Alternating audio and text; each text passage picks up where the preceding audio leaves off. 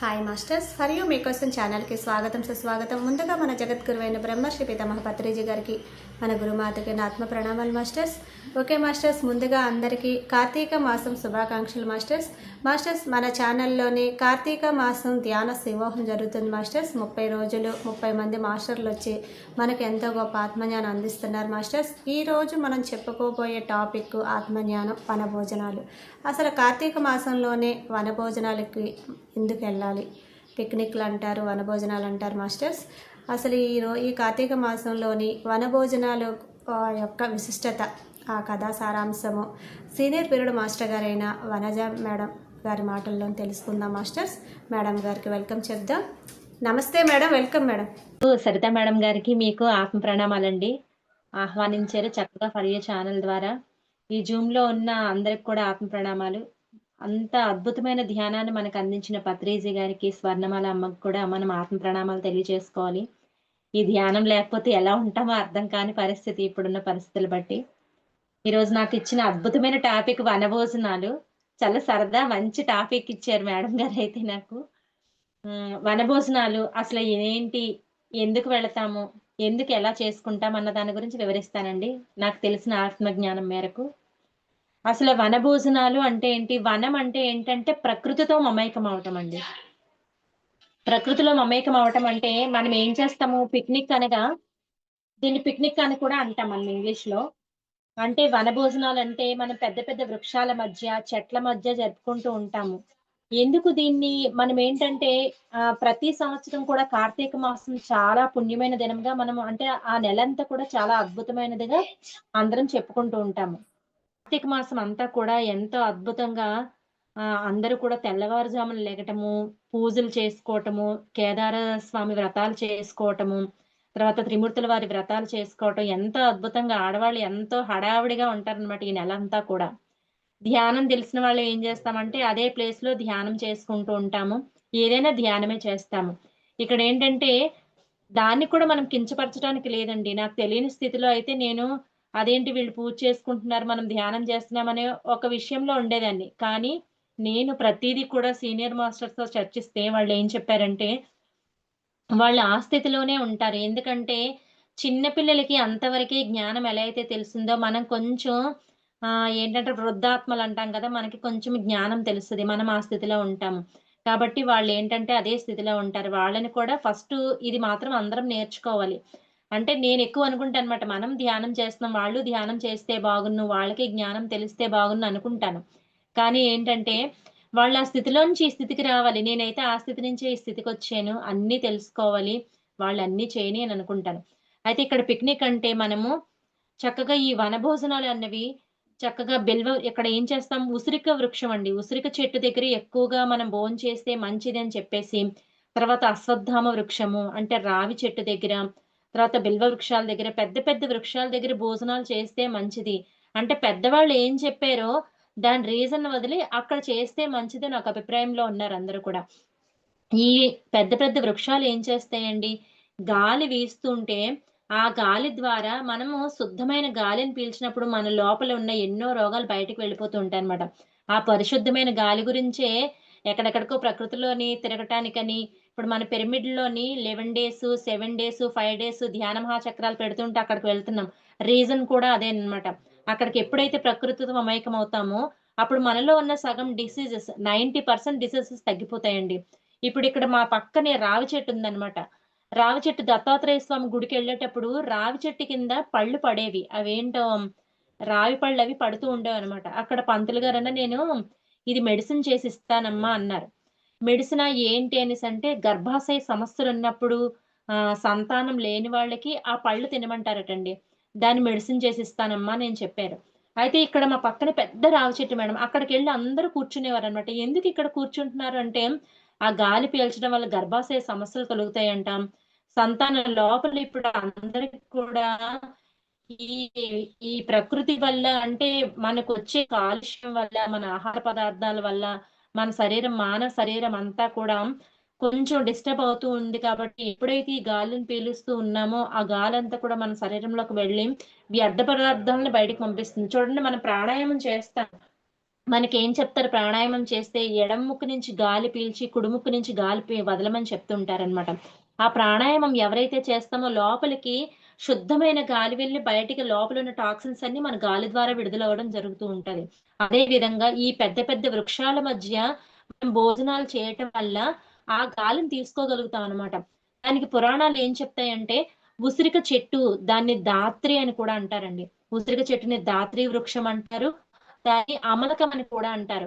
చాలా మంది ఏంటంటే మన పురాణాలు ఏం చెప్తున్నాయంటే, ఉసిరి చెట్టు కింద భోజనం చేస్తే అశ్వమేధ యాగం కలిగినంత ఫలితం కలుగుతుందని చెప్తారండి. అశ్వమేధ యాగం అంటే పూర్వకాలంలో రాముడు చేశాడు అశ్వమేధ యాగం. ఆ గుర్రం ఎంతవరకు పరిగెడితే అదంతా కూడా ఆ భూమి అంతా కూడా ఆ రాజుదే అన్నట్టు ప్రకటన చేస్తుంటారు కదా. అలాగా అంత అశ్వమేధ యాగం చేసినంత ఫలితం కలుగుతుంది ఉసిరి చెట్టు కింద భోజనం చేస్తే అని చెప్పేసి అన్నారు. కాబట్టి మనం అందరం ఏం చేస్తాము, మనం స్నేహితులు, కుటుంబ సభ్యులు, ఇరుగు పొరుగు వారు అందరం కూడా వెళ్తాము. ఫస్ట్ మనం ప్రకృతితో మమేకం అవుతాము. అంటే ప్రకృతిలోని పెద్ద పెద్ద వృక్షాల కింద భోజనం చేయటం వల్ల శుద్ధమైన గాలిని పీలుస్తాము. రెండోది ఏంటంటే, మనలో నాయకత్వ లక్షణాలు బయటపడతాయండి. ఎలా అంటే మనం అందరితో వెళ్తూ ఉంటాం. మన కుటుంబ సభ్యులే కాదు, ఇరుగు పొరుగు వారు కాదు, స్నేహితులు మొత్తం ఎవరైతే ఉన్నామో అందరం కలిపి మాట్లాడుకొని పలానా చోటకి వెళదామని వెళ్తాము. వెళ్ళిన తర్వాత ఎవరిలో అయితే ఏదేదో టాలెంట్ ఉందో చక్కగా పాటలు పాడుకుంటాము, ఆటలు ఆడుకుంటాము, డాన్సులు చేసుకుంటాము. మనము తెచ్చిన ఆహార పదార్థాలన్నీ కలిపి అందరం కూడా భోజనం చేస్తాము. ఫస్ట్ ఏం చేస్తామని అంటే ఇప్పుడు మనం తీసుకెళ్ళిన ఇప్పుడు వృక్షాన్నే భగవంతుడిగా పూజిస్తామండి. ఇక్కడ మన భారతదేశంలో ఉన్న ప్రత్యేకత ఏంటంటే ప్రతి వృక్షానికి, పుట్టకి అంటే అంటారు కదా, చెట్టుకి, పుట్టకి, రాయికి, రప్పలకి అన్నిటికి కూడా ఒక దైవం కిందే భావిస్తారు. అది కూడా మన స్పిరిచువాలిటీలో నిజమే అనిపిస్తది. ఇప్పుడు మనకు తెలుస్తుంది కదా, మనం చెట్లతో మాట్లాడొచ్చు. వృక్షాలను గట్టిగా హగ్ చేసుకుంటే మనలో ఉన్న నెగెటివ్ అంతా అది తీసుకుంటుంది. మనకి పాజిటివ్ వైబ్స్ ఇస్తుందని మనకు తెలుస్తుంది. చెట్లతో మాట్లాడితే చక్కటి ఫలాలనిస్తుంది, చక్కటి పువ్వులనిస్తుంది అని తెలుస్తుంది. జంతువులతో మాట్లాడొచ్చని మనకు తెలుస్తుంది. ఎంతో అద్భుతంగా. అయితే ఎప్పుడైతే మనము వండిన ఆహార పదార్థాలన్నీ మా పక్కన పెద్ద రావి చెట్టు ఉందని చెప్పాను కదా మేడం. మాకు రేపు జరుగుతుందది. అయితే అందరూ అక్కడ వీధిలో ఉన్న వాళ్ళందరూ కూడా ఎవరికి తోచింది వాళ్ళు వండుకొని పట్టుకెళ్తాము. పట్టుకెళ్ళి చక్కగా ఒక అరిటాకు వేసి కిందన దానిలో పదార్థాలన్నీ పెడతారు. ఎవరేదేదైతే తెచ్చారో అక్కడ కులమత ప్రాంతీయ భేదాలు ఏమీ లేకుండా చక్కగా అందరూ కూడా వండిన పదార్థాలను అక్కడ పెట్టి ఒక దీపం పెడతారు మేడం. అంటే దీపం పెట్టేసి వచ్చి చక్కగా అందరూ కూడా సహపంక్తి భోజనాలు చేస్తారనమాట. అక్కడ ఎంత హ్యాపీగా ఉంటుంది. అందరం అంటే నేను తినను, నువ్వు వండింది నేను తినను అనే భావన లేకుండా అందరన్నాలు ఒక దానిలో కలుపుతారు. కూరలు కూడా కొంచెం వేరే కలపవలసిన కూరలైతే దాన్ని కలుపుతారు. మళ్ళా స్వీట్ ఒక దగ్గర పెడతారు. అవన్నీ కూడా ఆకుల మీద వడ్డించి అందరం సరదాగా భోజనం చేస్తామన్నమాట. భోజనం చేసి అక్కడ ఏ విధమైన కబుర్లు, కాలక్షేపాలతో కాకుండా చక్కగా మంచిగా భోజనాలు చేసిన తర్వాత ఒక కార్తీక పురాణం చదువుతారు మేడం. కార్తీక పురాణం చదువుతారు. చక్కగా మంచి పాటలు పాడుకుంటాం. మంచి ఆటలు ఆడుకుంటాం. మంచిగా డాన్సులు చేస్తూ ఉంటాం. దీనివల్ల ఏమవుతదంటే మనలో ఉన్న నాయకత్వపు లక్షణాలు బయటపడతాయన్నమాట. ఈ నాయకత్వ లక్షణాలు అంటే ఏంటి? మనం నలుగురిలో కలవడం అన్నమాట. ఇప్పుడు మామూలుగా చాలా మంది ఏం చేస్తారంటే ఒంటరిగా ఉండిపోతూ ఉంటారు. చాలా మంది తనకి అలా అంటే ఒంటరిగా ఉండడం అంటే ఒక్కొక్కళ్ళని దాన్ని బ్లేమ్ చేయలేము.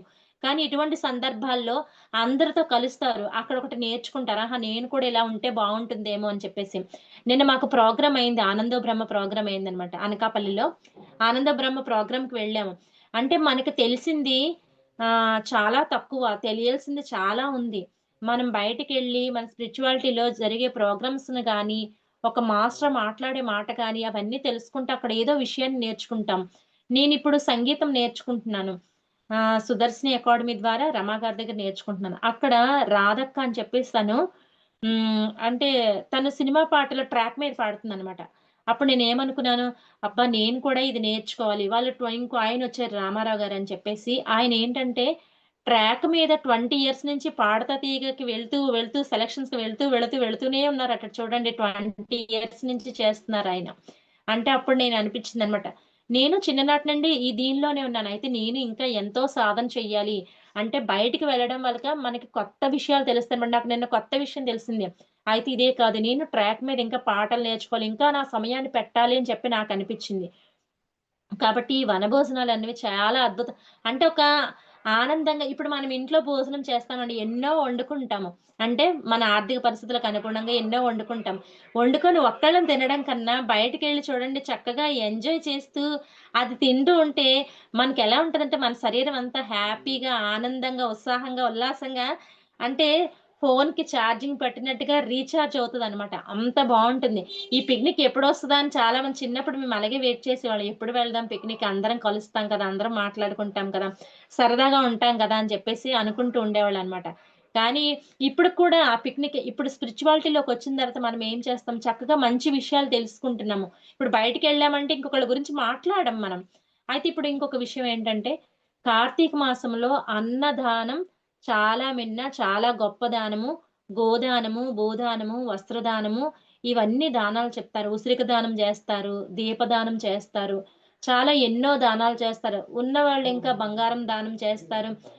బ్రాహ్మణుడికి పట్టు వస్త్రాలిస్తారు. ఏవో వాళ్ళ స్తోమతకు తగ్గట్టు ఎవరెవరు ఏ పరిస్థితులకు అనుగుణంగా ఆ దానాలు చేస్తారు. అయితే ఇక్కడ ముఖ్యంగా నేను తెలుసుకున్నదేంటంటే, నేను అనుభవంగా నేను తెలుసుకున్నాను. పత్రి సార్ చెప్తారేంటంటే, అనుభవమే జ్ఞానం అని చెప్తారు. నేను దాని అనుభవం ద్వారా జ్ఞానం నేను తీసుకోవటం జరిగింది. అదేంటంటే, అన్నదానం చేస్తాము. మధ్యాహ్నం భోజనం పెడతాము. లేదా ఆ డే అంతా మనం పెడతాం. మరుసటి రోజు ఆకలేస్తుందా? ఆకలి వేయదా? వేస్తుంది. వాళ్ళకి గోదానం చేస్తాము, భూదానం చేస్తాము, వస్త్రదానం చేస్తాము. ఇవన్నీ కూడా శాశ్వతమైనవి కాదు. అవేంటంటే గోదానం ఆవునిస్తారు. ఆవు పాలు అవేవో చేసుకుంటారు. అది కూడా శాశ్వత దానం కాదు. భూదానం చేస్తాము. భూదానం చేస్తే వాళ్ళు ఆ భూమిని తీసుకుంటారు, ఇల్లు కట్టుకుంటారు, అమ్ముకుంటారు. అది శాశ్వత దానం కాదు. వస్త్రదానం చేస్తాం. వస్త్రదానం చేస్తే వస్త్రాలు చిరిగిపోకుండా అట్టే ఉంటాయా? ఉండవు. అవేంటంటే ఈ ఉసిరి ఈ దానం చేస్తే నేనెంతో ఐశ్వర్యవంతుడినవుతాను అని చెప్పి ఉసిరికాయ దానం చేస్తారు. ఉసిరికాయ వాళ్ళ నోట్లో వేసుకుంటే అదే అయిపోతుంది. తాంబూలం దానం జేస్తారు. తాంబూలం అది కూడా తింటాము. తర్వాత ఇంకేంటంటే చాలా దానాలు పిండి దీపం. పిండి తయారు చేసి దానిలో దీపం పెట్టి దాని నిండా ఆవు నెయ్యి పోసి దీపం వెలిగిస్తారు. అది ఎంతసేపు అందులో ఆవు నెయ్యి ఉందో అంతసేపు వెలుగుతది. నువ్వుల నూనె దీపం, తర్వాత కళ్ళుప్పు వాళ్ళకేంటి బ్రాహ్మణుడికి ఈ కార్తీక సోమవారం నాడు ఏం చేస్తారంటే తోటకూర వాళ్ళకి బచ్యం అంటారనమాట. బచ్యం, పెసరపప్పు, చింతపండు, కళ్ళుప్పు అన్నీ కలిపి దానం చేస్తాం. అవి ఎంతసేపుంటాయి. అదే స్పిరిచువాలిటీలో మనం ఎక్కడ ఏది తిరిగి చూసినా ధ్యానం. ధ్యానం కాబట్టి మనము ధ్యానం వాళ్ళకి చెప్పినట్లయితే వాళ్ళ జీవితాలు ఎంతో మార్చొచ్చనమాట. దీనికి ఎగ్జాంపుల్ చెప్తాను నేను. మా ఇంటి దగ్గర నేను ధ్యానం చేస్తున్నప్పుడు అందరికీ ధ్యానం చెప్తాం. ధ్యానం చెప్పినప్పుడు మా ఇంటి దగ్గర ధ్యానం క్లాసులు నేను పెట్టాను. పెట్టినప్పుడు అందరూ కూడా ధ్యానానికొచ్చారు. వచ్చి అలా 6 మంత్స్ ధ్యానం జరుగుతుంది. ధ్యానం జరుగుతున్నప్పుడు ఎదురుగా ఒక అబ్బాయి తల్లి, కొడుకు ఉంటారనమాట. తల్లి, కొడుకుంటే ఆ అబ్బాయి ఏంటంటే చదువుతూ ఉన్నాడు. కానీ అక్కడ ఫస్ట్ జాబ్ చేస్తున్నాడనమాట. జాబ్ చేస్తూ ఉంటే ఆ జాబ్ ఏంటంటే తనకి నచ్చక కొన్ని సందర్భాల్లో ఇంకా చదువుకోవాలి నేను ఇంటికెళ్ళిపోతానని చెప్పేసి తన ఇంటికి రావడం జరిగింది. ఇంటికొచ్చిన తర్వాత వాళ్ళ అమ్మగారి పరిస్థితి ఎలా ఉంటదంటే ఈ అబ్బాయి వచ్చిన తర్వాత వాళ్ళ ఇంట్లోని మెయింటెనెన్స్‌కి ఇబ్బందనమాట. వచ్చిన తర్వాత ఆ తల్లి, కొడుకు ఏడుస్తూ కూర్చున్నారు. ఏం చెయ్యాలి? మాకేంటంటే మాకు ఆర్థిక అవసరాలకి ఎలాగా? మా గెట్టిన ఎలాగా అని చెప్పి ఆలోచించుతూ కూర్చున్నారు. నేను అప్పటికి 6 నెలల నుంచి ధ్యానం జరుగుతుంది. జరుగుతున్నప్పుడు సడెన్‌గా ఎందుకో వాళ్ళ ఇంటికెళ్ళవలసొచ్చింది. వాళ్ళ ఇంటికెళ్ళిన తర్వాత నేను చెప్పాను. ఏంటి ఇలా ఉన్నారు అనేసంటే, "ఇదిగో వనజ ఇలా వచ్చేసాడు. ఇప్పుడు ఇంట్లో పరిస్థితి ఏంటి? మరి చదువుతానంటున్నాడు. డబ్బులు చూస్తే లేవు. ఏం చెయ్యాలి?" అని చెప్పేసన్నారు. అయితే మనకు తెలిసిందేంటండి? అన్నిటికన్నా గొప్పదైనది ధ్యానము. అల్టిమేట్ ఇంక దానికి మించింది లేదు.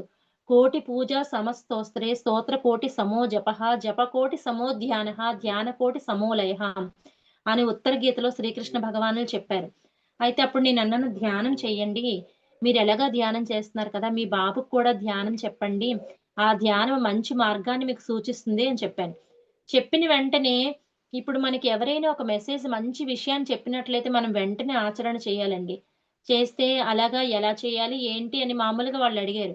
మీరిప్పుడు అర్జెంట్‌గా మీరున్న పరిస్థితిలో పిరమిడ్‌కెళ్ళండి. ఇక్కడ నాగులాపల్లి పిరమిడ్ ఉంది. అక్కడ సుజాత మేడం గారుంటారు.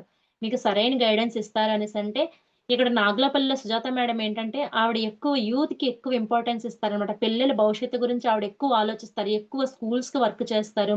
కాలేజీలకి వర్క్ చేస్తారు. ఆవిడ పర్పస్ అదనమాట. పిల్లల మీద ఎక్కువ వాళ్ళ యొక్క యువతపై దృష్టి ఎక్కువ పెడతారనమాట.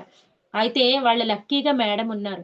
మేడం ఉన్నప్పుడు ఆ అబ్బాయి చెప్పాడనమాట, "నేను ఇంకా చదువుకోవాలి మేడం. మా అమ్మ చూస్తే ఉద్యోగం చేయమంటుంది.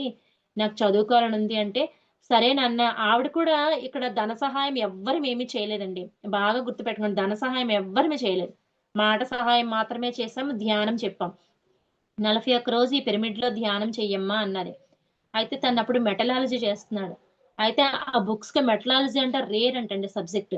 ఆ బుక్స్ పట్టుకొనెళ్ళి ఆ పిరమిడ్‌లో 41 డేస్ ఆ మేడం ఏమన్నారంటే తల్లి కొడుకుని ఇద్దరిని వచ్చేయమన్నారు. మీ ఇద్దరు ఇక్కడికే వచ్చి భోజనం చేసి, ఇక్కడే ఉండి, ఇక్కడే ధ్యానం చేసి అదంతా ప్రకృతి అండి.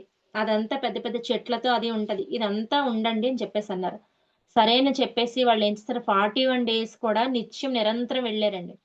వెళ్ళిన తర్వాత వెళ్ళి ఆ అబ్బాయి చదువుకోవడము తనకేంటంటే మొహము పారాలిసిస్, ముఖ పారాలిసిస్ అంటారేమో దాన్ని. అదే వరకు తెలుసు. అయితే ఇది మూతంతా వంకర్లు వెళ్ళిపోయిందనమాట. కొన్నాళ్ళు బాధపడ్డాడు. తను చిన్న వయసే. ఏంటంటే 20 ఉంటుంది. అయితే ఇది వెళ్ళి తను ఇబ్బంది పడుతూ ఉండేవాడనమాట. అంటే ఎవరిలోకైనా వెళ్తూ ఉంటే తనకేంటంటే కాస్త ఇలా వెళ్తూ ఉంటే కొంచెం పిల్లలు కదా! ఇదేంటి నాకిలా అవుతుందని మాట్లాడుతుంటే ఇళ్ళలో వెళ్ళిపోతుండేది. ఎప్పుడైతే పిరమిడ్‌లో కూర్చొని ధ్యానం చేస్తున్నాడో, ఇది కొంచెం హీలింగ్ అవుతున్నట్టుగా తనకి పెయిన్ వస్తున్నట్టుగా అనిపిచ్చేదట. అనిపిస్తుంటే ఇంటికొచ్చి చెప్పేవాడనమాట. నాకు ఏదో జరుగుతుంది. ఇక్కడ పెయిన్ వచ్చేస్తుంది. ఇక్కడ హీలింగ్ జరుగుతుంది. అంటే చూడండి ప్రతీదీ హీలింగ్ జరుగుతది. కానీ ఆ అబ్బాయిది ఒక అనుభవం. పత్రి సార్ అందుకే చెప్తారు. ప్రతి అనుభవాన్ని షేర్ చేసుకోండి అని. ఆ అబ్బాయి వచ్చిన తర్వాత ఏ నాన్న అంటే, ఆంటీ నాకిక్కడ ఏదో జరుగుతుంది ఆంటీ, ఇలాగ తిరుగుతుంది ఆంటీ ఏదో చెప్తూ ఉండేవాడు. అంటే రీజన్ ఏంటమ్మా అంటే, నాకిలాగా మొఖ పెరాలిసిస్ ఇలా ఉంది అనేసంటే, అయితే అదే హీలింగ్ అవుతుందమ్మా అని. హీలింగ్ అవుతూ, ఆ అబ్బాయి చదువుతూ స్టేట్ 7థ్ ర్యాంక్ వచ్చిందండి. ఎంత గొప్ప విషయం. నేనక్కడ ఏం చేశానండి? మేడం ఏం చేశారు? ఆ రోజు మనము ఏడిస్తే ఏడని అనేసి వాళ్ళొదిలేస్తే అంటే ఎవరైనా సరే డబ్బు సాయం ఎవరైనా ఎంత చేస్తారు చెప్పండి? వాళ్ళకి తోచినంత ఒక 5,000, 10,000, 20,000 ఒక రూ. 1,00,000 అనుకుందాం. పోనీ అంత సహాయం చేస్తే వాళ్ళు ఈ రీతికొస్తారా? చక్కగా అబ్బాయి 7థ్ స్టేట్ ర్యాంక్ వచ్చింది. చక్కగా బీటెక్‌లో తనకి ఫ్రీ సీట్ వచ్చింది. ఇప్పుడు విజయనగరం దగ్గర చదువుతున్నాడండి. ఎంత అద్భుతంగా ఆ రోజు అంటే అన్ని దానాల్లోకెల్లా ధ్యాన దానం చేసిన తర్వాత వాళ్ళు ఎంత ఉన్నతంగా వెనక్కి తిరిగి చూడకుండా ఆ అబ్బాయి చక్కగా చదువుకోవటం జరిగింది. వాళ్ళ అమ్మగారు ఏంటంటే ఎలాగ ఈ చదువు అవుతుందని ఆలోచించినప్పుడు మనం ఇక్కడ ధ్యానం మొదలుపెట్టినప్పుడు వాళ్ళ అమ్మగారు ఇక్కడికి ధ్యానం చేస్తూ ఉన్నారు. అప్పటికి 6 మంత్స్ నుంచి ధ్యానం చేస్తూ ఉన్నారు.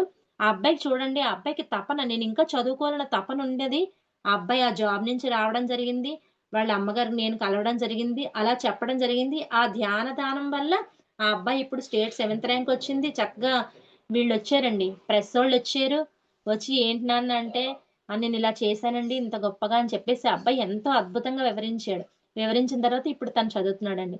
అంటే చూడండి ఎంత ఎక్స్‌పీరియన్స్ అది. మన ధ్యాన దానం అంటే అన్ని దానాల్లోకెల్లా ధ్యాన దానం మెయిన్ ధ్యానం మనం చెప్పిన వెంటనే వాళ్ళ భవిష్యత్తు ఎంత అద్భుతంగా మారిపోతుందో. నిన్న ఆయన పాడతా తీగలో 20 ఇయర్స్ నుంచి ఆయన ఆహ్, పాడుతూ వెళ్తూ క సెలక్షన్స్‌కి వెళుతూ అలా వెళ్తున్నాడండి. కానీ 3 మంత్స్ ముందు అతనికి ధ్యాన పరిచయం జరిగిన తర్వాత తన జీవితంలో ఎన్నో మార్పులు రావడం జరిగిందంట. 20 ఇయర్స్ నుంచి పాడతా తీగ సెలక్షన్స్‌కి వెళుతూ ఏదో చిన్న నిరాశ ఉంది తనకి. కానీ 3 మంత్స్ తర్వాత అతనిలో ఒక కొత్త ఉత్తేజం వచ్చి, ఆ నిరాశ పోయి చాలా అద్భుతంగా ఆయన మైక్ పట్టుకొని ఏం చెప్తున్నాడు? "మీ సమయాన్ని వేస్ట్ చేయకండి. నేను చక్కగా ధ్యానం చేస్తున్నాను. ఆరోగ్యంగా ఉన్నాను. నేను 20 ఇయర్స్ నుంచి చేసిన సాధన ఇంకా నాకు గ్రోత్ వస్తుంది ఇప్పుడు" అని చెప్పేసి ఎంతో అద్భుతంగా చెప్పాడు. అంటే అన్ని దానాల్లోకెల్లా కార్తీక మాసంలో మనం ఏమనుకుంటామంటే అంటే దీపాలు కూడా పెడుతూ ఉంటాము. దీపాలు పెట్టి ఎన్నో చేస్తూ ఉంటాం. ఎన్నో వ్రతాలు చేస్తుంటాం. ఎన్నో నోములు చేస్తూ ఉంటాము. ఈ అన్ని నోములు, వ్రతాలు కన్నా ధ్యానం ఎంతో గొప్పదండి. చక్కగా ఎర్లీ మార్నింగ్ అందరూ లెగుస్తారు నాకు తెలిసి. 4కి లెగుస్తారా? 5కి లెగుస్తారా? మీరు శుభ్రం చేసుకుంటారా? ఏం చేసుకుంటారో చక్కగా ధ్యానంలో కూర్చుంటే ఎంతో అద్భుతంగా ధ్యానం చేస్తే ఎంతో శక్తి మనకు చేకూరుతుంది. ఇకపోతే వనభోజనాల టాపిక్ ఏముందండి నాకు ఈ వనభోజనాల టాపిక్ ఎంతో ఆడుతూ, పాడుతూ అన్నట్టుగా హ్యాపీగా అనిపిస్తుందన్నమాట. ఇంకక్కడ ఏం లేదు చెప్పడానికి. మనం పట్టుకెళ్ళి చక్కగా వండుకొని తింటాము, చక్కగా ఆడుకుంటాము, చక్కగా పాడుకుంటాము. మనకు నచ్చిన పని చేస్తూ ఉంటాం అన్నమాట. ఈ పిల్లలతో సరదాగా ఉంటాం. పిల్లలకి మనం ఏం చేస్తాం, ఇంటి దగ్గర ఎప్పుడు వాళ్ళ నిత్యం కూడా స్కూల్‌కి వెళ్ళడము, రావటము, వాళ్ళ దినచర్యలు. మనకేం చేస్తాం, వండుకోవడం, వడ్డించుకోవడం, పిల్లల్ని చూసుకోవటము, ఆఫీస్ పనులుంటే ఆఫీస్ పనులు, వీటన్నిటిని విడిచిపెట్టి మానసిక ఆనందం అనమాట. బ్రహ్మానందం, ఇక్కడ విషయానందం, భజనానందం, బ్రహ్మానందం అనేసి జీకే సార్ చెప్తారు 3 సబ్జెక్టులు. అన్నిటికన్నా ఈ బ్రహ్మానందం చాలా గొప్పదండి. అంటే మనకి ఎలా ఉంటుందంటే, అందుకే ఆనంద బ్రహ్మ ప్రోగ్రామ్ నిన్న పెట్టారు. దీనికి కనెక్షన్ ఉందండి. ఆ! పెట్టినప్పుడు ఎంత అక్కడ వాళ్ళు డాన్స్‌లేస్తుంటే మాకెంతో ఉత్సాహంగా ఉందనమాట. మేము కూడా వెళ్లి ఎప్పుడు వేస్తామా అని చెప్పేసి, అలాగే మేము క్లాప్స్ కొడుతూ ఎంత అంటే, అది మన ఫుడ్డే తినక్కర్లేదనమాట. ఆ ఎనర్జీ మనకంత అద్భుతంగా పనిచేస్తుందనమాట. చాలా అద్భుతంగా ఉంటది. అందుకే విహారయాత్రలకెళ్ళమంటారు. పత్రి సార్ కూడా మనకు చెప్పారు కదండీ! విహారయాత్రలకు వెళ్ళండి, ట్రెక్కింగ్ చేయండి అంటారు. విహారయాత్రలంటే ఏంటి? ఈ పిక్నిక్‌లకి ఇలా వెళుతూ చక్కగా అక్కడ సమయాన్ని గడుపుతూ ఉండి, అంటే ఎప్పుడు కూడా ఇళ్ళల్లో ఉండిపోతే ఎలా ఉంటదంటే స్ట్రెస్‌గా ఉంటది. అబ్బా! ఎప్పుడు నేను రోజు చేసే పనే కదా! ఉదయం లెగుస్తాము, ఈ పనే జేస్తాము. ఇంక అంతకు మించి ఏముంటుంది అనిపిస్తది. అదే బయటికెళ్ళామనుకోండి, 4 చూసి అబ్బా! ఎంత హ్యాపీగా ఉంది ఈరోజు నాకనిపిస్తూ ఉంటది. ట్రెక్కింగ్ మన కొండలెక్కుతూ ఉంటే, నేను ఇక్కడ సత్యనారాయణపురం అనకాపల్లిలో మీకు తెలిసే ఉంటుందండి. ఆ కొండ పైకి ఎక్కుతుంటే నాకు తెలియలేదు. జీకే సార్‌తో ఒకసారి ఎక్కుతూ ఉంటే కాళ్ళలో వైబ్రేషన్ వస్తూ ఉంటుందంటండి. అంటే కాళ్ళల్లోని ఇప్పుడు మనకు చెప్తారు ఆక్యుపంక్చర్ అంటూ ఉంటారు కదండీ! అలా చక్కగా చెప్పులు విప్పేసి నడవమంటే ఎంతో హ్యాపీగా అనిపించిందనమాట. అలాగా మనము ఈ, ఈ వనభోజనాలు అంటే కార్తీక మాసంలోనే కాదు, ఇప్పుడంతా కూడా ట్రెండ్ మారింది మేడం. వనభోజనాలంటే ఇప్పుడు కార్తీక మాసంలోనే వనభోజనాలు కాకుండా మనమోళ్ళు ఏం జేస్తున్నారు, చక్కగా ఇప్పుడు మనకి డిసెంబర్ కట్టాలొస్తుంది మేడం. ఎంత వైభోగం అది. ఎంత హ్యాపీ. ఎప్పుడు వెయిట్ చేస్తారు అందరూ కూడా అక్కడికెళ్ళిపోయి చక్కగా ఎంజాయ్ చేద్దామని. అందరు మాస్టర్స్ ఉంటారు. వాళ్ళకి తెలిసిన అనుభవాలు చెప్తారు. మంచి మంచి జ్ఞానం అందిస్తారు. వేడి వేడిగా ఫుడ్ పెడతారు. మనకక్కడ ఏం పనుంది చెప్పండి? ఆ 11 రోజులెళ్లి చక్కగా ధ్యానం చేసుకొని, మంచి ఫుడ్‌ని తిని, ఆ చుట్టుపక్కలంతా మంచి ఎంజాయ్ చేయొచ్చు. అది కూడా మనం దీని కిందే చెప్పుకోవచ్చు. అంటే ఇప్పుడేంటంటే ఇన్నాళ్ళు పాపం ఆ పెద్దవాళ్ళు ఏం చేసేవారు, సంవత్సరానికి ఒకసారి కార్తీక మాసంలో పెట్టుకున్నారు. కానీ ఇప్పుడంతా భూమి యొక్క ఎనర్జీ మారిందండి. ప్రతి మనిషి మారాడు. ఆ మార్పుకు అనుగుణంగా ఏం చేస్తున్నాడు, ఎక్కడికెళ్తే మనిషికి మానసిక ఉల్లాసము, ఉత్సాహము వస్తుందో దానికి అనుగుణంగా వెళుతున్నాడనమాట. మనము ఇంట్లో అనుకుంటాం చాలామంది, నేను మంచి భోజనం చేస్తున్నాను, మంచిగా ఎక్సర్‌సైజ్ చేస్తున్నాను, మంచిగా యోగా చేస్తున్నాను, ధ్యానం కూడా చేస్తున్నాను అనేసి అనుకుంటాం. కానీ వీటన్నిటికి మించి ధ్యానంతో పాటు మనం విహారయాత్రలకు ఎప్పుడైతే బయటికి వెళ్లి అందరితో కలిపి చేస్తూ ఉన్నామో ఎంతో అద్భుతంగా ఉంటది. మా అమ్మమ్మ గారు మా ఇంట్లో అండి 25 మెంబర్స్ ఉండేవారు. అందరూ పిల్లలు, పెద్దలు అందరూ కలిపి 25 మెంబర్స్ ఉండేవారు. నాకు అర్థమయ్యేది కాదు. మా అమ్మమ్మ ఎప్పుడు కూడా ఆ పొయ్యి దగ్గరే ఉండేది. ఇంతింత వండుతూ ఉండేది, చేస్తూ ఉండేది. కానీ ఇప్పుడు మనం ఏం చేస్తాం తెలుసా? ఇద్దరు పిల్లలు, ఇద్దరు భార్యాభర్త, మహా అయితే ఒక అత్త, మామ అంతే. కానీ వీళ్ళకి వండడానికి మనకి ఇంత అబ్బా! ఈళ్ళకి వండాలి అదొక అనుకుంటాం. కానీ ఆ రోజుల్లో వాళ్ళు అంతంత ఎలా వండారు? అంతంత సమృద్ధి ఎలా వచ్చింది వాళ్ళకసల? వండుతూ ఉండేవారు, పెడుతూ ఉండేవారు. అంటే అప్పుడు వాళ్ళకి కల్మషం కూడా ఉండేది కాదు. అంత ప్యూరిటీ కూడా ఉండేది. కాబట్టి మనమందరం చక్కగా మనకి రేపు హోలీపాడ్యం ఎప్పుడొస్తుందో లక్షవారం అనుకుంటున్నాను అమావాస్య. ఆ రోజు చక్కగా ఈ ముందే వెళ్ళిపోతారు. చాలామంది ఇంకా పెంచుకుంటూ ఉంటారు కూడా అండి. అంటే నెక్స్ట్ సండే పెట్టుకుందాం, సాటర్డే పెట్టుకుందాం. ముఖ్యంగా శాకాహారం, సాత్విక ఆహారం, మంచి భోజనాన్ని కూడా మన శరీరానికి ఇవ్వాలి. ఇప్పుడు కారుండేటప్పుడు కార్‌లో పెట్రోలెయ్యాలి. డీజిల్ ఎయకూడదు కదండీ! అలాగే మన శరీరానికి కూడా మంచి శాకాహారం ఇవ్వాలి. శాకాహారంలో మంచి విలువలున్నాయండి. ఇప్పుడు మొత్తం ప్రపంచమంతా ఏ చిన్నది మనకి ఏదన్నా వ్యాధొచ్చిందంటే డాక్టర్ దగ్గరికెళ్తే వాళ్ళేం చెప్తున్నారు? మంచి ఉత్తమమైన ఆహారం, శాకాహారం తినండి అని చెప్తున్నారు. నాన్ వెజ్‌ని వాళ్ళే చెప్పేస్తున్నారు అవాయిడ్ చేయండి. ఎందుకంటే వ్యాధులెందుకొస్తున్నాయో వాళ్ళకి కూడా అర్థం కావట్లేదనమాట. శాకాహారం తినండి అని చెప్తున్నారు. మా తమ్ముడికి టైఫాయిడ్ వచ్చిందండి. వాడైతే ఫుల్‌గా నాన్ వెజ్ అనమాట. నేను భోజనానికి వెళ్ళినప్పుడు అక్కడికి వెళ్లి అడిగాను. "ఏ నాన్న" అంటే, "టైఫాయిడ్ వచ్చిందక్క 6 నెలల నుంచి నాన్ వెజ్ మానేశానని." మొత్తానికి ఏదోలాగా డాక్టర్లు చెప్తున్నారు ఆళ్ళకి, "మీరు నాన్ వెజ్ విడిచిపెట్టండి" అని చెప్పేసి. హెర్నియా అటండి. అంటే నాకు ఈ పేర్లు తెలీవు. ఎందుకంటే మనం ధ్యానం చేస్తున్నాం కాబట్టి ఆ గోల ఉండదు మనకి. అయితే వాళ్ళేంటంటే మా అక్కకి చెప్పారట, "నాన్ వెజ్ అర్జెంట్‌గా విడిచిపెట్టేయమ్మా" అని చెప్పేసి. అంటే ప్రతి ఒక్కళ్ళండి. ఇప్పుడు సంతానం చాలా మందికి ఉండటం లేదు. సంతానము ఉండటం లేకపోతే వెళితే కొన్నాళ్ళు నాన్ వెజ్ ఆపి ఎక్సర్‌సైజ్ చేయమ్మా అని చెప్తున్నారు. అక్కడ మేము మా ఊళ్ళో ఉన్నప్పుడు ఇవన్నీ అనుభవాలండి. మా ఊళ్ళో ఉండేటప్పుడు అక్కడ కూడా ఇప్పుడేంటంటే పిల్లలు కూడా అండి మన యొక్క స్ట్రెస్ డబ్బునైతే సంపాదించడానికి పరిపరి విధాలు పరిగెడుతున్నాం గానీ, ఎక్కడ మనకి మనశ్శాంతి దొరుకుతుంది, ఎక్కడ ఆనందంగా ఉంటున్నాము, ఎక్కడ ఉత్సాహంగా ఉంటున్నాము, ఎక్కడ ప్రశాంతంగా ఉంటున్నాం, దాన్ని అర్థం చేసుకొని మనం నడవడగలిగితే అంటే మన లోపల గుణాలు ఎలా ఉన్నాయి. ఇప్పుడు ధ్యానం అంటే ఏంటండి? ధ్యానం చేస్తాము. మొదట్లో ధ్యానం చేసినప్పుడు ఎన్నో అనుభవాలు జరుగుతాయి. పనులు వేగవంతం అవుతాయి. ఎంతో అద్భుతంగా ఉంటుంది. తర్వాత మనల్ని ఒక బంగారు ముద్ద కొట్టినట్టుగా అన్నీ తీర్చిదిద్దుతూ ఉంటామనమాట. ఎంతో అద్భుతంగా ఉంటుంది. అంటే ఏంటి? మనలో ఆహా! ఈ గుణం ఉందా? దీన్ని మార్చుకుందాం అన్నట్టుగా ఉంటుందనమాట. చక్కగా వెళ్దామండి. పిక్నిక్‌లకి వెళ్దాం. హ్యాపీగా వెళ్ళి, చక్కగా అందరితో కలిసి భోజనం చేద్దాం. చక్కగా అందరం డాన్సులు చేద్దాం. ఆ తర్వాత అందరం పాడుకుందాం.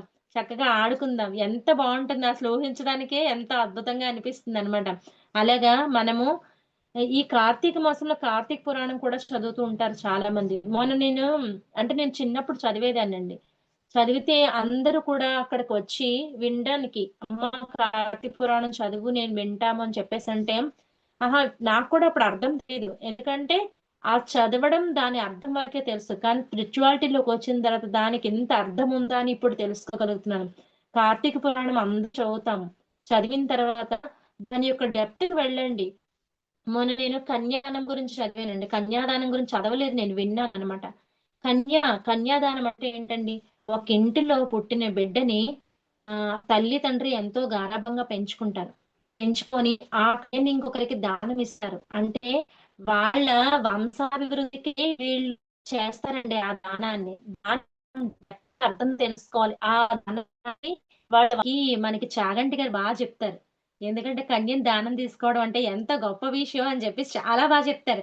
కానీ వచ్చిన తర్వాత దీనికి డెప్త్ మనం ఇంక చెప్పకూడదు. అంటే చెప్పాలంటే చాలా ఉందండి. కానీ ఈ ధ్యానంలోకొచ్చిన తర్వాత ధ్యాని అయితే మాత్రం దాని గురించి వాళ్ళకి అద్భుతంగా తెలుస్తుందనమాట. తర్వాత ఇప్పుడు మనకి అక్కడ ఇంకొకటి చెప్తారు. విష్ణుమూర్తి ఏమో ఆహ్, పలు రకాల అవతారాలు ఎత్తారు. అంటే ధనుర్మాసంలో మనకి మత్స్య, కూర్మ, వరాహ, బుద్ధ అవతారము, కల్కి అవతారం ఈ రకరకాల అవతారాలు పెడుతూ ఉంటారు. పెట్టినప్పుడు ఆయన కూడా ఒక అంబరీషుడు తనేంటంటే భోజనానికి పిలిచి అతను లేట్‌గా వస్తే కొంచెం దాహార్త తీర్చుకుందామని కొంచెం నీళ్లు వేసుకోగానే, ఆ మునికి కోపమొచ్చి నన్నేమో "నువ్వు పిలిచి ఇలా తినేస్తావా?" అని చెప్పేసి అంటారు కదా!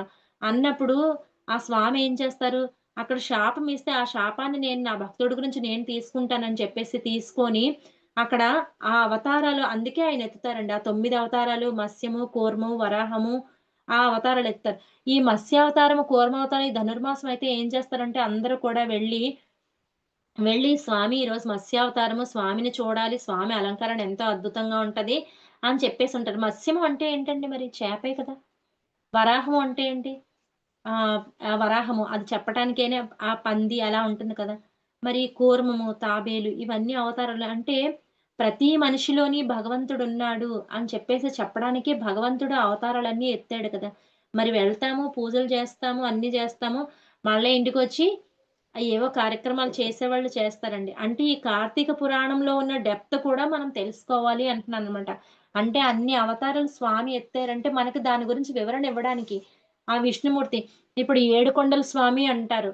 ఏడుకొండల స్వామి అంటే ఏంటి? ఆయన సహస్రారంలో ఉన్న ఆయన.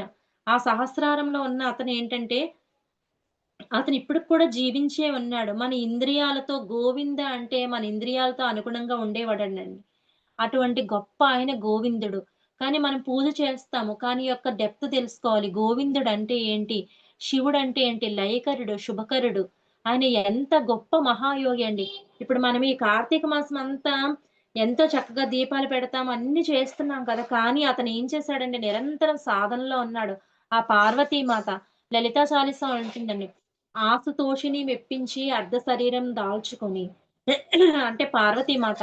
మరి ఆ పార్వతీమాత ఎక్కువ ఇప్పుడు మన శివుడిని, విష్ణుమూర్తిని ఎక్కువ ఆరాధన చేస్తారు. శివకేశవులను ఆరాధన చేస్తూ ఉంటారు. మరి ఆ శివుడు ఏం చేశాడు నిత్యము ఆయన ధ్యాన సాధనలో మమేకమైపోయి ఉంటాడండి. అతను ఆ పార్వతీమాత శివుడిలోని అర్ధ శరీరం పొందడానికి ఆ పార్వతీమాత ధ్యాన సాధన ఎన్నో వేల సంవత్సరాలు ధ్యాన సాధన చేసి ఆయన యొక్క శరీర భాగంలో సగభాగం పొందిందండి. అంటే మనం ఎన్నాళ్ళు చేయాలి సాధన? మనం ఎంత సాధన చెయ్యాలి? ఆదియోగి పరమశివుడు ఎంత గొప్ప ఇంకా అతనికి మించిన సాధన లేదేమో అనిపిస్తది. అంత గొప్పగా ఆయన సాధన చేశాడు ఆదియోగి. అంటే మనము కార్తీక మాసము ఎందుకు చేస్తున్నాము? దీపం పెట్టండి అందరూ కూడా. చక్కగా పాజిటివ్ ఎనర్జీ తప్పు లేదు. పత్రి సార్ కూడా మనం ఏం చెప్పారంటే, పూజ తప్పు కాదు, ఒప్పు కాదు. కానీ మాంసం తినడం మహాఘోరం అంటాడాయన. కాబట్టి ఇదేంటంటే చెయ్యండి. చక్కగా ధ్యాన సాధనలోకెళ్ళండి. ధ్యాన సాధన ఎంత చేయగలిగితే అన్ని గొప్ప విషయాలు మనకు తెలుస్తాయి. చక్కగా ఈ నెల రోజులు ధ్యానం చెయ్యండి. ధ్యానం చేసి మీరు ఏం చేయాలనుకుంటున్నారో అవన్నీ చేయండి. చక్కగా వనభోజనాలకెళ్ళండి. పిక్నిక్‌లకి వెళ్ళండి. హ్యాపీగా ఎంజాయ్ చేయండి. ఇప్పుడు మనకి వశిష్ఠ గౌతమి ఇప్పుడు మాకైతే చాలా ఉన్నాయి చక్కగా. మాకు కట్టాలుంది. మనందరికీ ధ్యానులకేంటంటే అన్నీ కూడా గొప్ప గొప్ప వశిష్ఠ గౌతమి ఉంది. ప్రకృతి వ్యాలీ ఉంది. ఒక్కటి కాదు ఇప్పుడు చాలా వచ్చేసాయండి. ఇక్కడ త్రిశక్తి ఉంది. ఇప్పుడు పిరమిడ్స్ కూడా అలాగే నిర్మాణం జరుగుతుంది. ఇప్పుడిక్కడ పూడిమడకలో నిర్మాణం జరిగిందండి. మొన్న మీరు వెళ్లారో లేదో నాకు తెలీదు. సముద్రం ఒడ్డున అతను కట్టారండి. నిజంగా చాలా అద్భుతం మేడం. అక్కడికెళ్ళాము. అంటే తెలియని వాళ్ళకి తెలుస్తదని. అక్కడికి వెళ్ళాం. పూడిమడక నది ఒడ్డు, పిరమిడ్డు, శివాలయము, అక్కడ భోజనశాల, వాష్‌రూమ్స్ ఎంత కట్టాడో అతని జన్మ ధన్యమైపోయిందండి. అందరం కూడా ధ్యానం చేస్తూ ఉంటే, ఈ ప్రకృతిలోని ఇప్పుడు మనం చెప్తున్నది కూడా అదే సబ్జెక్ట్. ఈ ప్రకృతిలో ఎప్పుడైతే మమేకమై ఉంటున్నామో, కూర్చున్న వాళ్ళకి ఇంక లెగబుద్ధేయలేదు. ఇంకా ఆ రోజంతా కూర్చుండిపోతామా అనిపిచ్చింది. అంత ఎనర్జీ ఉంది మేడం. అంటే ప్రకృతిలో ఎంత ఎనర్జీ ఉంది. మనకి సీతాయనంలో కూడా సీతామాత తన యొక్క ఎనర్జీని ప్రకృతిలోనే వదిలింది మేడం. రాముడు కూడా తన యొక్క ఎనర్జీని సీతాయనం చదివితే అందరికి అర్థమవుతది. తన ఎనర్జీనంతా ప్రకృతిలోనే ఉంది. వాళ్ళేం చేశారంటే వాళ్ళప్పుడు చెప్పారు ప్రకృతిని పాడు చేయవద్దు. మీకు ఒకవేళ దాన్ని ఒకవేళ చెట్టుని మనం చేయవలసొచ్చిన ఆ పనిని దాని ప్లేస్‌లో మరొక 2, 3 వృక్షాలనైనా నాటమని చెప్పారండి. అంటే మనం ప్రకృతితో మమేకమై ఉన్నాం. అంటే మన జీవన విధానం అంతా ప్రకృతిలోనే ఉంది. ఇప్పుడు ప్రకృతి నాశనం చేసుకొని ఎంతో ఇప్పుడు మారింది మేడం. ఇన్నాళ్ళకి ఇప్పటికి చాలా మారింది. ఇప్పుడేంటంటే ఇన్నాళ్ళు స్పీడ్‌గా నేచర్ ఏది ఊరుకోదు. స్పీడ్‌గా చెట్లని నాశనం చేయటం, అక్కడ ఫ్లాట్లు లెగడం అవన్నీ జరిగాయి. ఇప్పుడు అదంతా క్రమేపీ తగ్గుముఖంకొచ్చేసిందండి. వచ్చి చెట్లను నాటుతున్నారు. ఎందుకంటే మనిషి యొక్క జీవన విధానం చెట్ల పైనే ఆధారపడి ఉంది. ఇంకా ముందు ముందు కూడా ఇంకా ఎంతో అద్భుతంగా ప్రకృతిలో మమేకమవుతాం కాబట్టి ఇంకా అవన్నీ జరుగుతూ ఉంటాయి. ఇప్పుడు ప్రకృతి ఆశ్రమాలొచ్చాయండి. ఇప్పుడు మీకందరికీ ఇక్కడ ఆరోగ్యదాత్రి అని చెప్పేసి అందరూ కూడా ఏం చేస్తున్నారంటే ప్రకృతిలో గడపడానికి ఈ మనుషులు చాలా టెన్షన్స్‌తో, ఆందోళనతో ఇలాగ వివిధ రకాలైన రోగాలు మనకెందుకొస్తున్నాయి, దీనివల్లే వస్తున్నాయని చెప్పేసి అక్కడ ప్రకృతిని పెంచటము, అక్కడ ఒక శిబిరం ఏర్పాటు చేయడము, ఇదొక శిబిరం ఇక్కడికొచ్చి మీ ఆరోగ్యాల్ని కాపాడుకోండి అని చెప్పేసి వాళ్ళకేమిస్తున్నారండి శాకాహారాన్ని ఇవ్వడం, చక్కగా పళ్ళు, కాయగూరలు, కూరగాయలు అన్నీ వాళ్ళకి పెట్టడం, చక్కగా ఆరోగ్యంతో పంపించడం. ఒక 10 డేస్ ఉండడం, యోగా చేయండి, ధ్యానం చేయండి అని చెప్పడం వాళ్ళని ఆరోగ్యంగా పంపించడం మేడం. అంత అద్భుతంగా ప్రకృతితో మమేకం అవ్వాలని చెప్పి అందరికి చెప్తున్నారు మేడం. అంత గొప్పగా ఉందన్నమాట ఇది. చక్కగా వెళ్ళండి మేడం. వెళ్ళి పెద్ద పెద్ద వృక్షాల దగ్గర చక్కగా కూర్చొని ఒకటి మనము వెళ్ళినప్పుడు మనకి ప్రాపంచిక విషయాలు అనవసరం. అంటే ప్రాపంచికం అంటే వాళ్ళిలాగా, వీళ్ళిలాగా అనడం అనవసరం. అంటే ఇది అనవసరం. చక్కగా వెళ్ళి, చక్కగా మనం వండిన పదార్థాలన్నీ అందరం కలుపుకొని హ్యాపీగా సహపంక్తి భోజనాలు అంటాము. నేను చిన్నప్పుడు ఒక లెసన్ చదువుకున్నాను. ఆయనేంటంటే అందరికి కూడా పంక్తి భోజనాలు ఏర్పాటు చేసేవాడనమాట. అంటే కులమత ప్రాంతీయ భేదాలు లేకుండా అందరిని కలిపి అక్కడ భోజనాలను ఏర్పాటు చేసేవాడు. ఇది అనాదిగా ఉండే ఆచారమేనండి. అంటే మన లోపల ఎంత అద్భుతంగా మనం తయారవ్వాలనేసి మన పెద్దలు ఎన్నో పెట్టారు. కానీ వాటిని పూర్తిగా మనం దానిలో ఉన్న డెప్త్‌ని తీసుకోకుండా పైపైన తీసుకొని వెళ్ళాలి. ఇక్కడికి వెళ్తే పుణ్యం వస్తుంది. అక్కడికి వెళ్తే పుణ్యం వస్తుంది. ఇలా చేస్తే పుణ్యం వస్తుంది అనుకుంటున్నాం. కానీ దాని డెప్త్ ఏంటి? ఉసిరి చెట్టు కింద భోజనం చేస్తే ఏంటి? రావి చెట్టు కింద భోజనం చేస్తే ఏంటి? పెద్ద పెద్ద వృక్షాల కింద మనం భోజనం చేయడం వల్ల మనకి కలిగే ప్రయోజనాలు ఏంటి? ఆయుర్వేద వృక్షాలే కదండీ! ఉసిరి చెట్టు ఆయుర్వేదము. రావి చెట్టు ఆయుర్వేదము, బిల్వవృక్షం ఆయుర్వేదం. ఇప్పుడేం జేస్తున్నారు, అందరూ టీయలు తాగుతుంటే ఏం చెప్తున్నారు, ఇప్పుడు చాలా మంది గురువులేం చెప్తున్నారంటే, మన కాదర్‌వాలి గారు చాలా మందున్నారండి. వాళ్ళేం చెప్తారంటే, ఆ యొక్క జామాకు తీసుకోండి, రావాకు తీసుకోండి. వీటినేం చేస్తారు చక్కగా వేడి నీళ్లలో వేసుకొని మరగబెట్టి రోజుకొక దాన్నే గ్రీన్ టీ అంటారు. దాన్నే చక్కగా తాగండి. మీ ఆరోగ్యాలు బావుంటాయని చెప్తున్నారు. అంటే చక్కగా ఇవన్నీ కూడా ఈ పెద్ద పెద్ద వృక్షాల వల్ల ఆ గాలి వీచేటప్పుడు ఆ లోపల ఏదైతే ఉందో మంచి ఆయుర్వేద దానిలో ఉండే గుణగణాలన్నీ మనం ఎప్పుడైతే కిందన కూర్చొని చక్కగా దాని కింద ఉంటాము. అంటే వాళ్ళేంటంటే వాళ్ళేం చెప్పారంటే అక్కడ కూర్చొని భోజనం చేయమనడానికి కారణము, ఎప్పుడైతే ఈ గాలి వీచిందో ఆ లోపలున్న ఆయుర్వేద గుణగుణాలన్నీ కూడా మన శరీరంలో ప్రవేశించి, మన శరీరం ఆరోగ్యంగా ఉండడానికి అని అర్థమండి. చక్కగా నదీ స్నానాలు చేస్తారు. మన పత్రి సార్ కూడా చెప్పారు మనకు నదీ స్నానాలు. చేయటం వల్ల మన శరీరం ఎంతో ఉత్సాహంగా ఉంటుందంట. చా మన శరీరంలోని మన శరీరంలోని ఎన్నో టాక్సిన్స్ ఉన్నాయంటున్నారు ఇప్పుడు. ఏంటంటే, మనం స్నానము చక్కగా నదిలోకి వెళ్ళామనుకోండి, మన శరీరం ఉన్న వేడంతా కూడా హ్యాపీగా ఎంత చల్లబడుతుందో, ఎంతో హ్యాపీగా ఉంటుంది. ఈ తలకి స్నానం చేస్తాం ఎంత ఉత్సాహంగా ఉంటుందో. మొన్న మేము అక్కడ సముద్రము వెళ్ళాం కదా! పూడిమడక వెళ్ళాము. అక్కడ బీచ్ ఉంటే ప్రత్యేకంగా మనం ఏం చేస్తామంటే, బకెట్‌లో ఉప్పు కళ్ళు వేసుకొని కాళ్ళు నొప్పులొస్తున్నాయని చెప్పి కాళ్ళు అందులో పెట్టుకుంటూ ఉంటాం. అయితే ఇప్పుడక్కడ నేను ఎంత సేపు అక్కడున్నానో, ఎందుకంటే అది నేచర్ ఇచ్చింది. నేచర్ సహజంగా ఇచ్చింది. దాన్ని వాడుకోవాలి మనం. వెళ్లి చక్కగా అక్కడ చాలా సేపు ఉన్నామనమాట. ఇప్పుడు మనకి సముద్ర స్నానాన్ని కూడా చేయమంటారు. అదేంటంటే ఉప్పుగా ఉంటది. వాటర్ ఉప్పుగా ఉంటది. రిఫ్రెష్ అవుతది మన శరీరం. ఎంత అద్భుతంగా నేచర్ ఎంతో ఇచ్చిందండి. దాన్ని అర్థం చేసుకొని మనం ముందుకెళ్ళాలనమాట. చక్కగా వెళ్ళండి. వీలైనంత వరకు అందరం కలిసి వెళ్ళాలి. ఒక్కరమే కాకుండా అందరిని కూడకట్టుకొని, చక్కగా అందరం కూడా మాట్లాడుకొని, వెళ్ళి చక్కగా పెద్ద పెద్ద వృక్షాల కింద చక్కగా మనం వండుకున్నవన్నీ పట్టుకెళ్ళి అక్కడ నివేదన చేసి, మన భారతీయులకుండే సాంప్రదాయం ప్రతి దాన్ని మనం గౌరవిస్తాం. చక్కగా పెట్టి అందరం భోజనం చేసి, సిగ్గుపడకుండా, మొహమాట పడకుండా మనకొచ్చినయి మనం ప్రదర్శన చేస్తూ చాలా మంది ఏంటంటే ఇవి చాలా బ్లాక్స్ మేడం. అంటే వాళ్ళకి అర్థం గావటం లేదు. వస్తది చాలా మందికి.